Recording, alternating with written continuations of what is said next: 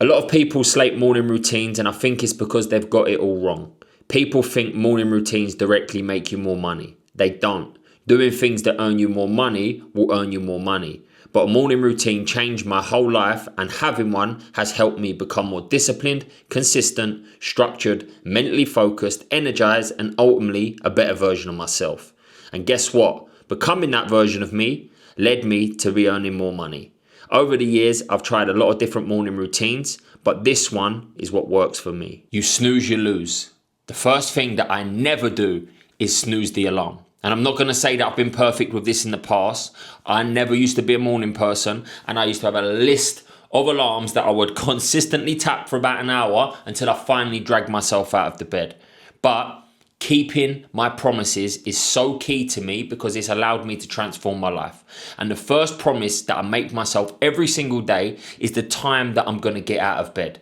And I know that if I hit that snooze button, that means I'm going to set the day off on a bad foot, and it means everything else that I'm going to explain that I do after waking up goes amiss. And I've just done this so many times in the past where I've ended up snoozing and missing all of my morning routine that the whole day has been thrown out of the window. So the first thing that I do every single day is keep my word. Even if I feel tired, I haven't slept because my daughter's been up all night, I never break the first promise of the day. And if I'm going to feel tired, I'll deal with it later on.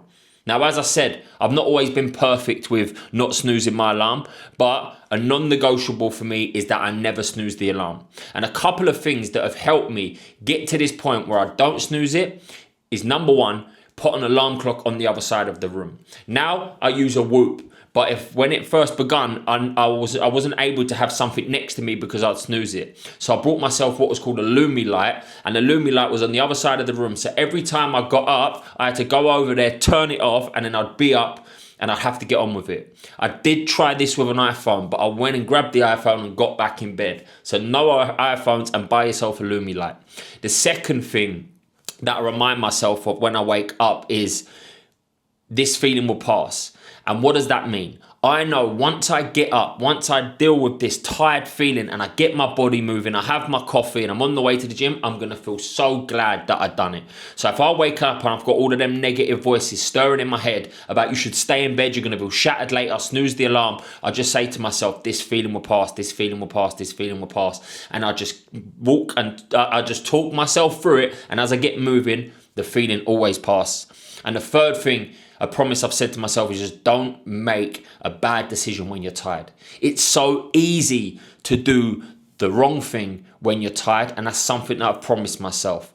Don't make a bad decision when you're tired. Now, I can guarantee that if you just implement one of these things, you put the alarm across the room, you remind yourself that this feeling will pass, or you don't make that bad decision, you will stop snoozing for good. Second thing that I do is meditation. As soon as I open my eyes, I dive into 20 minutes of meditation and then visualization. I meditate and I close my eyes and I get connected to my breath and I just repeat a mantra to myself. The reason that I do this is because I want to control my mind before it starts controlling me.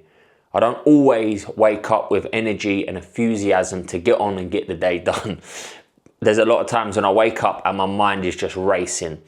What I've got to work on today, the next thing to do, the stresses of life, or how tired I'm feeling. And instead of just jumping into reactive mode, I take some time, I close my eyes, I sit in stillness, I connect to my breath, and I calm and control my mind down. Once I'm finished the 20 minutes of meditation, I then dive into visualization for a few minutes. And what I do, I visualize 3 things that I'm grateful for, things that are in my life currently, like my daughter or my partner or the house that I'm in, or whatever it might be. Then I dive into a few things that I'm proud of, past accomplishments, and I think about how far I've come in my life. And then the third thing I do is start visualizing the goals that I want to achieve. So like the 200 mile that I'm working on, I'll visualize myself at the finish line, collecting a medal with my family. And most importantly, whenever I'm doing these visualizations, I feel the feelings of being grateful, of being proud and achieving my goals. And how I best do this, I walk myself through the scenarios as if I'm actually in the image itself. I don't see it from a distance. That's called disassociated. I associate myself in experience. So I picture spending time with my daughter. I picture me running across the 100-mile in the past and how proud I felt when I looked at my medal. And then I picture myself at the finish line of the Wild Horse 200-miler with my family. And by doing that allows me to connect to these experiences and makes them feel real. And that's the most important thing that you're doing when you visualize. You have to connect to the feelings rather than just thinking about them or writing them down. If you'd like to give any one of these a try, whether that's meditation or that's visualization, to get started, I recommend practicing transcendental meditation.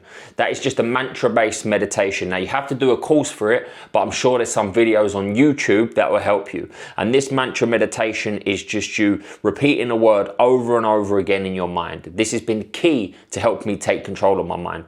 And then the second step, as I mentioned with visualization, tap into a couple of things you're proud of, some things that you're grateful for, things that you want to achieve. But whenever you're doing it, you have to see it through your eyes and you have to feel the experience. And sometimes it's actually good to talk yourself through his experience, meaning I say to myself, I'm just approaching the finish line and I'm about to collect my medal and I'll give my family a hug. By talking through it in my mind, it allows me to really immerse myself in that experience. Then I drop to my knees, I do the Lord's Prayer, and then I ask for a few things in my life. I ask for guidance, I ask for wisdom, I ask for courage, I ask for strength. I ask for anything that I need to know on this day and how I can best serve other people. The last few months, I've really deepened my connection with God, and I would say that now I am a Christian. But in the past, I was doing this, except for the Lord's Prayer, but I was doing it to God, but I just didn't know what God that was. Now, I believe that the God is of a Christian faith, but before it was just I felt connected to something. And whether you believe in God or you practice another faith, I think it's just really good to know that there is something always guiding us. And if you can look within, you'll be able to connect for that more. Me personally, it's been a game changer for me, and that's why I do it every single morning and every single evening without question. And then what I do is I remind myself of my purpose. How I create purpose is understanding exactly who I want to be, what goals I want to achieve in my life, the life that I want to live, and the deep reasons why I must show up every single day. Having a strong purpose in my life, number one, changed and saved my life, but then continuously elevates it. Because I have a strong purpose in my life, it holds me accountable, it makes me disciplined, resilient, consistent, courageous. It helps me get up every single day when I'm faced with obstacles or challenges or I've got to sacrifice more. Everything comes down to me having a solid purpose in life. And my purpose that I've continuously worked on and evolved is exactly as follows. I'm a present and loving dad and partner and a man of God who inspires others by living his truth. I lead, teach, write and speak to help people create purpose, transform their mind and become someone they're proud of. I'm building generational wealth for my family and the number one personal development brand in the world. One that will contribute to millions of people's lives. Because I know what it feels like to be lost, unfulfilled and off purpose and stuck in cycles that don't serve me. I will not let others endure the same. Now I know that just off the top of my head because I read it to myself every single morning and every single night, and I've got prompts of it everywhere. Just like behind me, I've got all of my clients. Up here, I've got my vision board and the life that I want to live. Over here, I've got all my accomplishments and achievements. I've got my family over here. Over there, I've got it on another vision board. I've even got a picture of my old self on my desk to remind myself all of the time of why I must show up. And it's the most important thing that I've got in my life. That's why I remind myself of it every single day. If you want to create purpose, you want to understand these 4 questions. Who do you want to be? What goals do you want to achieve? And what life do you want to live? And then most importantly, why? Why do you want to be this person, achieve these goals and create this lifestyle? Now, not just over a year's time, but in the next 3 to 5 years time. You want to get attached to this so it gives you something to wake up and strive for every single day. Now, if you want to take it a step further, I break this down in my Become the Best You planner, literally, which I brought out last week. This gives you all of the tools and concepts that I apply for my own life. It is absolutely life-changing. The final piece of the puzzle is training or exercise. I either head out to the gym or I go for a run, depending on the day.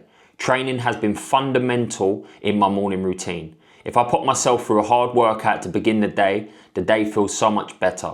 I have more energy, I'm happier, I'm more focused, but most importantly, I've already done the hard work. Everything that follows feels like a breeze compared to the challenge I put myself through in the morning.